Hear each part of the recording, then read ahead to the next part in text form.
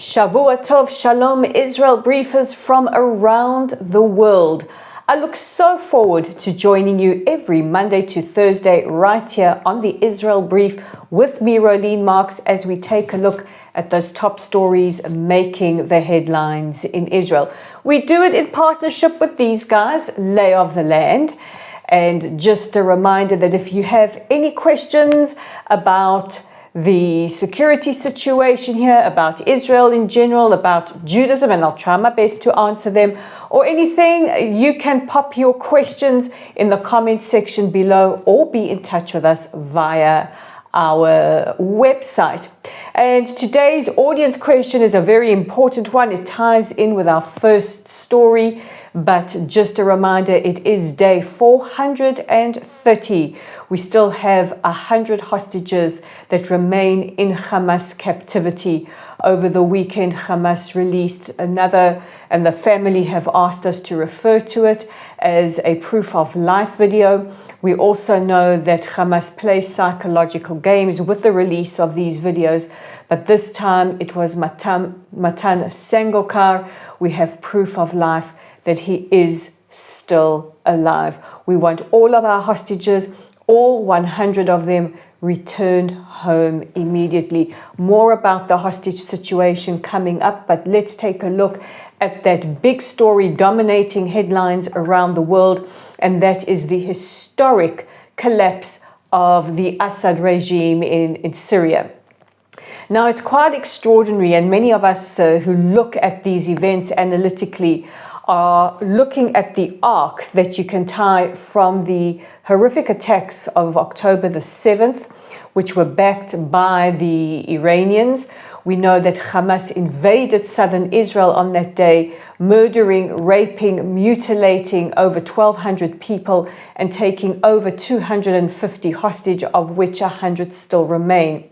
Now, what Hamas were counting on that day was that the ring of fire set up by the Iranians, which would comprise of Hezbollah, terror factions or Iranian-backed terror factions in Syria, in Yemen, that ring of fire around Israel would all activate at once. Now, we know that the events that followed, we saw Hezbollah start to attack Israel on the 8th of October. And as we speak, the ceasefire is still holding. But we have had opportunistic missiles and drones fired at us from Yemen. One as recent as today, a drone fired landing on the balcony of an apartment in Yavne. And of course, we've had the attacks coming from Iraq and Syria. So what we saw yesterday, what we woke up to yesterday, was this massive news that Bashar al-Assad, that his regime had fallen, that Syrian rebels had swept through in a matter of about 11 days, swept through Syria, taking city after city before eventually reaching the capital, Damascus. We had the news that Assad had fled, news breaking last night that he has been given asylum with his family in Russia.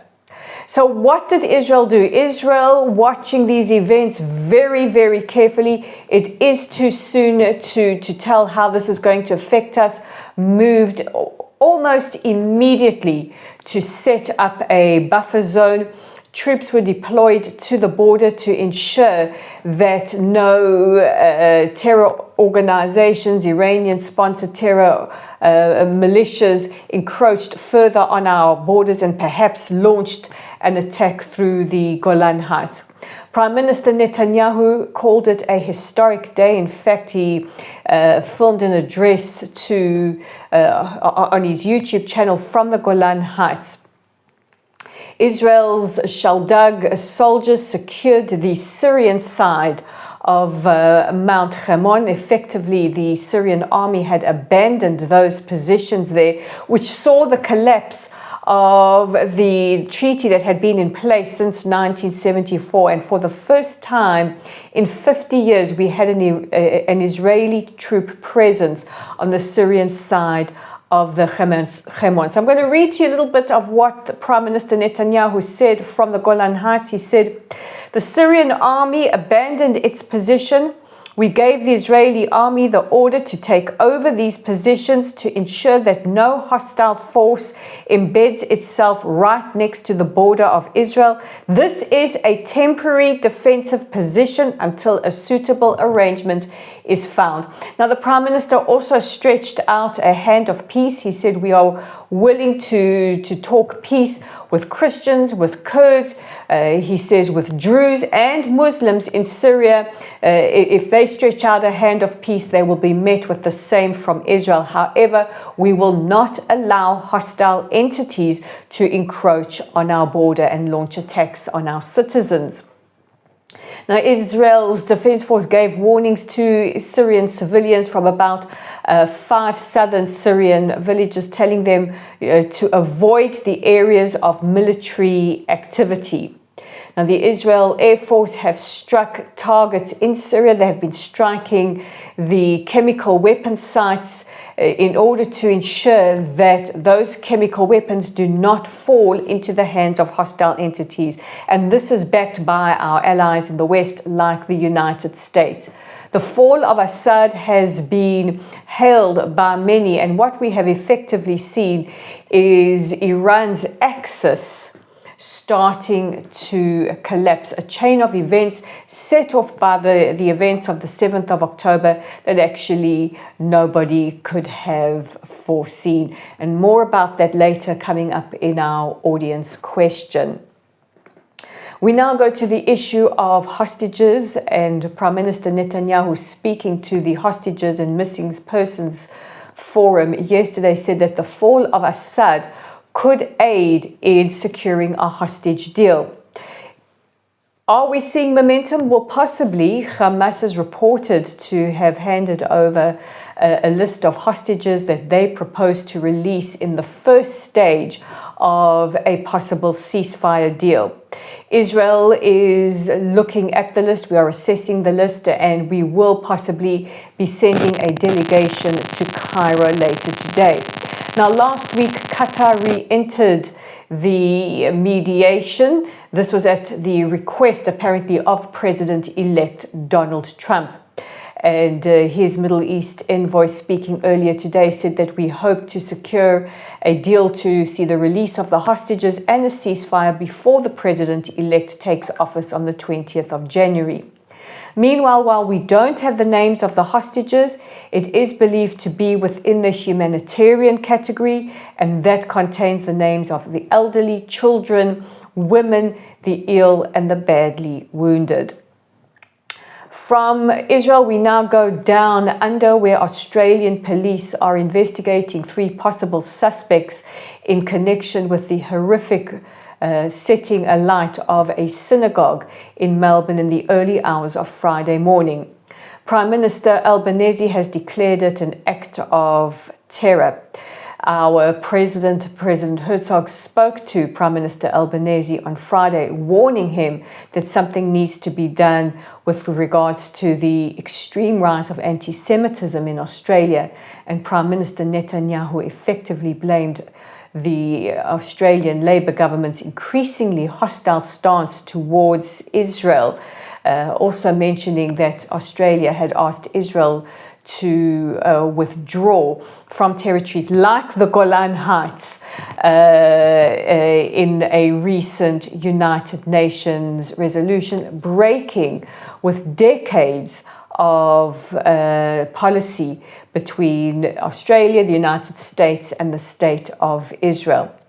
In the early hours of Friday morning, the Adass Synagogue in Melbourne was set alight, causing a lot of damage to the synagogue. It also happened while worshippers are inside. And I just want to break from the news for a minute to speak to you, especially our non-Jewish viewers, what this feels like for Jews. First of all, when one community hurts, whether it's in Melbourne or Cape Town or London or Glasgow or Amsterdam, the entire Jewish nation hurts.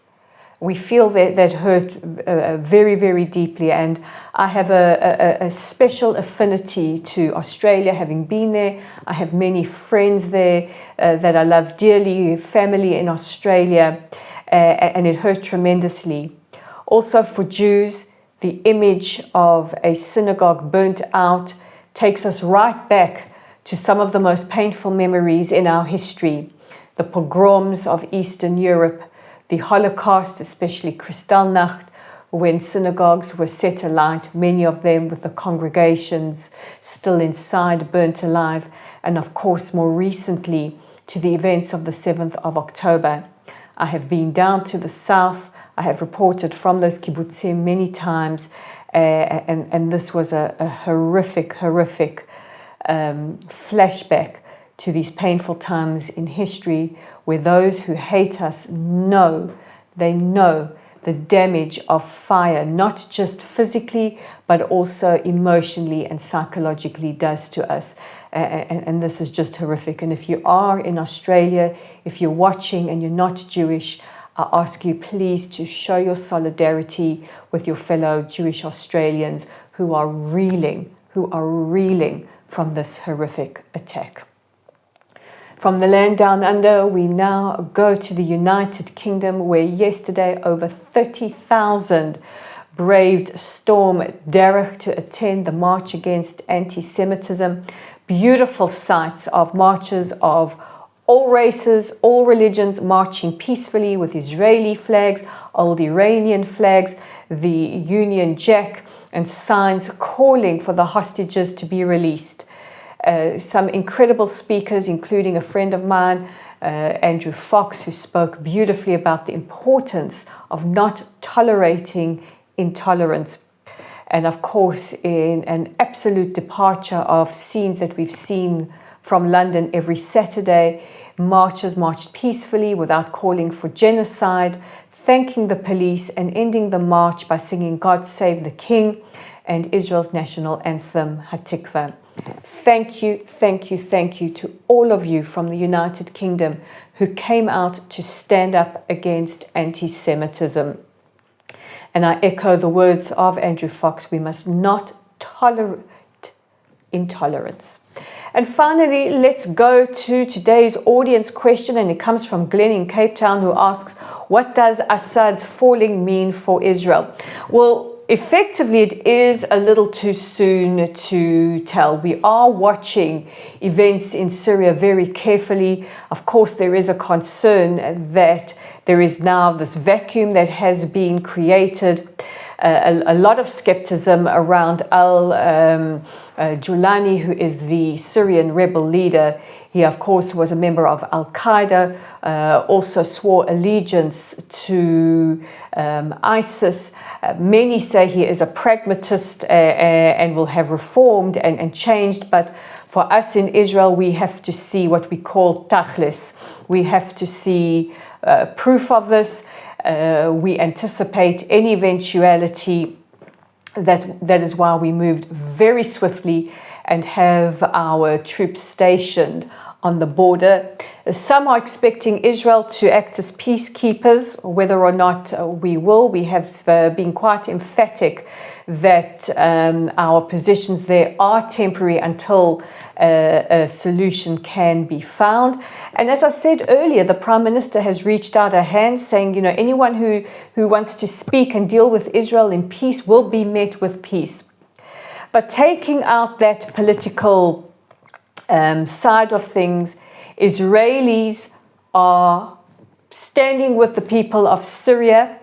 We recognize the atrocities that Bashar al-Assad, who strangely there's no ICC arrest warrant out for, who gassed hundreds of thousands of civilians, including tens of thousands of Palestinians in Yarmouk refugee camps, starving them, gassing them, who imprisoned and tortured, again, hundreds and thousands of Syrians. 6 million Syrians fled the country. It's quite heartwarming to see thousands trying to return to their homes from Turkey, trying to get through the border to go back to their homes in Syria, seeing the celebrations. And we hope that this is a new dawn for the Middle East. But, we know the neighborhood that we live in, and of course remain with a healthy sense of skepticism. But for the Iranians, this is a dark day. Effectively, their axis of resistance, that they call it, has collapsed. Hamas is defeated in Gaza. Hezbollah is defeated. Assad, who was propped up by the Iranians, is now out and defeated himself. And yesterday we even heard from the Yemenite government calling on Iran to back off out of Yemen and stop sponsoring these rebels. And who knows where it will go. So early days, but we are watching carefully. And of course, we will update you right here on the Israel Brief. So guys, that's it from me for today. Please don't forget to check out our website at www.layoftheland.online, our Facebook page at Lottel's site. We are on Instagram at Raylene_Marks, on LinkedIn at Raylene Marks, on YouTube right here at the Israel Brief, and on X at Lay of the Land 5. So guys, from me to you, God bless, take care of yourselves and each other, and I will see you again tomorrow. Mwah.